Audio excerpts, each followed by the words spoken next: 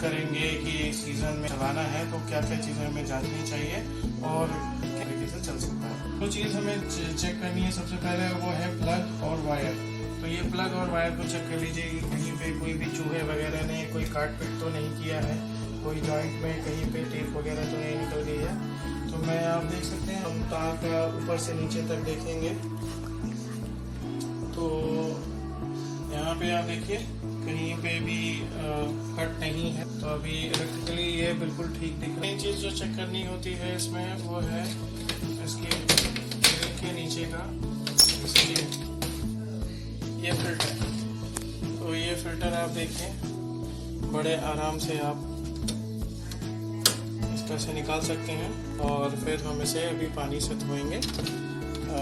इसका कॉइल है जहाँ पे ये फिल्टर को साफ करेंगे। देखिए इस तरह सब एक एक करके क्लियर हो रहा है।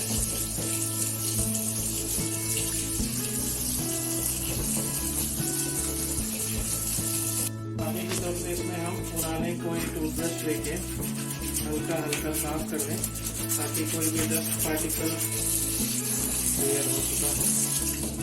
उसको भी एक बार साफ कर लें कि इसमें जो कोई भी आपका डस्ट वगैरह हो वो क्लियर हो जाए ताकि इसके अंदर जो भी मॉइस्चर वगैरह है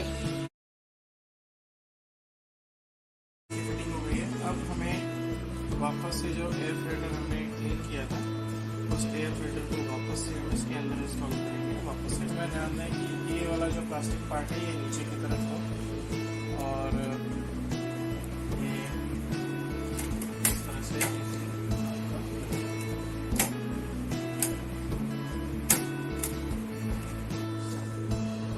फिटिंग का ये लास्ट स्टेप जो बाहरी कवर है जिसके ऊपर आपका ये आपका मॉडल नंबर लिया है।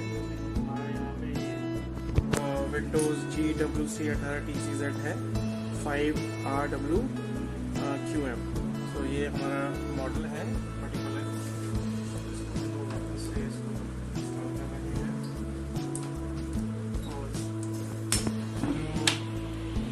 बीच में ग्रूव्स हैं उसमें फंसाएंगे और वापस इस तरह से।